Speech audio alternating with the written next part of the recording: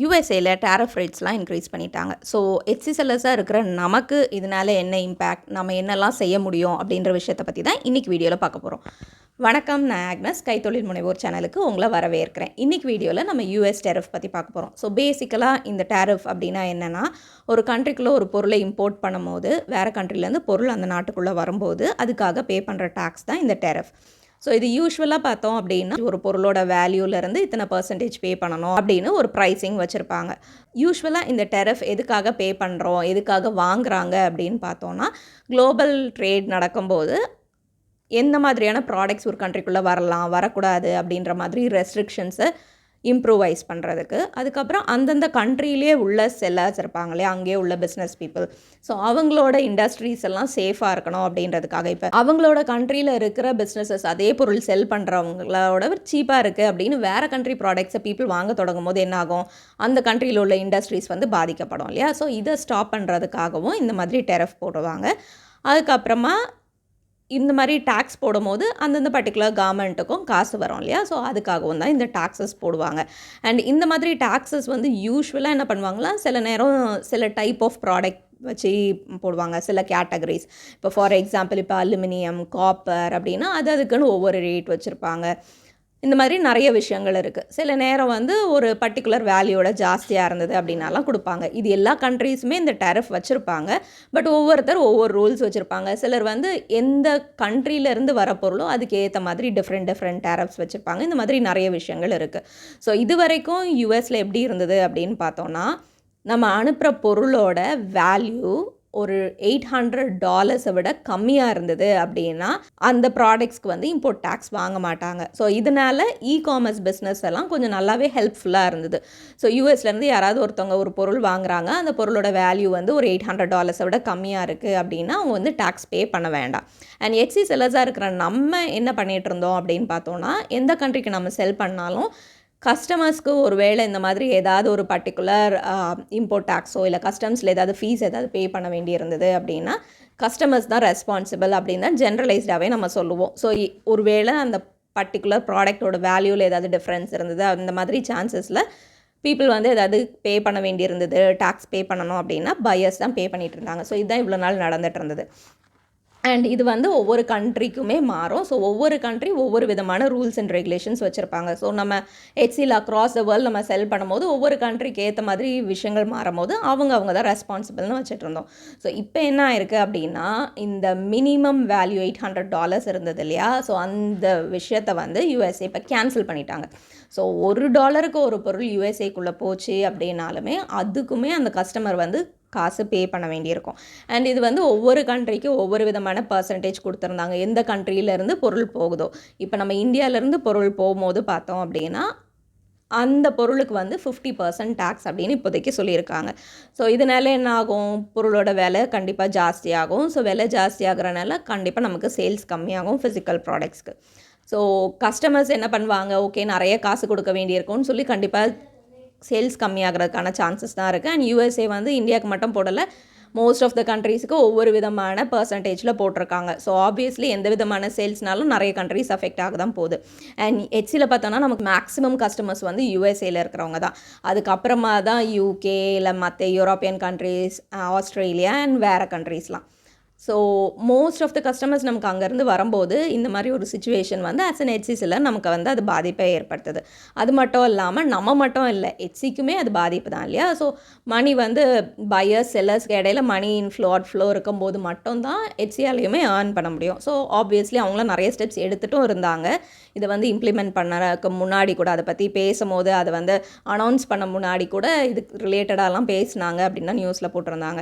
So அதையும் தாண்டி இப்போதைக்கு இது இம்ப்ளிமெண்ட் ஆயிடுச்சு. பட் நம்ம என்ன பண்ண முடியும் அப்படின்னு ஹெச்சி ஃபியூ திங்ஸ் சொல்லியிருக்காங்க. ஸோ என்ன பண்ணலான்னா, நம்ம வந்து பொருளை ஷிப் பண்ணுறோம் இல்லையா, ஸோ ஷிப் பண்ணும் போதே சில விதமான கொரியர்ஸ் என்ன பண்ணுறாங்க அப்படின்னா இந்த டேக்ஸஸை ஃபஸ்ட்டே நம்மக்கிட்டேருந்தே வாங்கிடுவாங்க. ஸோ ஆப்வியஸ்லி ஷிப்பிங் ப்ரைஸ் கொஞ்சம் ஜாஸ்தியாக இருக்கும். அண்ட் போஸ்டல் சர்வீசஸ்லாம் பார்த்தோம் அப்படின்னா யூஸ்வலாக இந்த மாதிரி டேக்ஸை வந்து கஸ்டமர்ஸ் கிட்ட லைக் நம்ம அனுப்புகிறோம் அப்படின்னா நம்மக்கிட்ட இருந்து வாங்க மாட்டாங்க. ஸோ வாங்காதனால தான் நமக்கு வந்து போஸ்டல் சர்வீசஸ் மூலமாக அனுப்பும் போது ப்ரைஸ் வந்து நமக்கு கம்மியாக இருக்கிறது. இது அரவுண்ட் த வேர்ல்டு எல்லா இடமும் நடக்கிறது தான். ஸோ எந்த கண்ட்ரிக்குமே வந்து இந்த டேக்ஸ் வந்து முன்னாடியே பே பண்ணுற விஷயம் கிடையாது. ஸோ அதை என்னன்னு சொல்லுவாங்க அப்படின்னா டெலிவர்ட் டியூட்டி அன்பெய்டு. அதாவது டியூட்டி இந்த டாக்ஸஸ் வந்து பே பண்ணாமல் நம்ம அனுப்புகிறோம் அப்படின்றது தான் இந்த டெலிவர்ட் டியூட்டி அன்பெய்டு. அதுக்கு இன்னொரு வார்த்தையும் சிலர் சொல்லுவாங்க டெலிவர்ட் அட் பிளேஸ். அதாவது எங்கே போய் கஸ்டமர் கிட்ட கிடைக்குதோ அவங்க தான் காசை பே பண்ண போகிறாங்க. ஸோ இப்படி தான் நடந்துகிட்டு இருந்தது. யூஸ்வலாக எல்லா போஸ்டல் சர்வீஸுமே இதுதான் பண்ணுறாங்க. அதனால் இப்போ இந்த பர்டிகுலர் ப்ராப்ளம் வந்தனால என்ன பண்ணிட்டாங்க அப்படின்னா நம்ம இந்தியா போஸ்ட்டுமே யூஎஸ்க்குள்ள போஸ்டல் சர்வீஸை இப்போதைக்கு ஸ்டாப் பண்ணியிருக்காங்க. இன்னும் வேறு சில கண்ட்ரீஸ்லையும் இதே மாதிரி பண்ணியிருக்காங்க.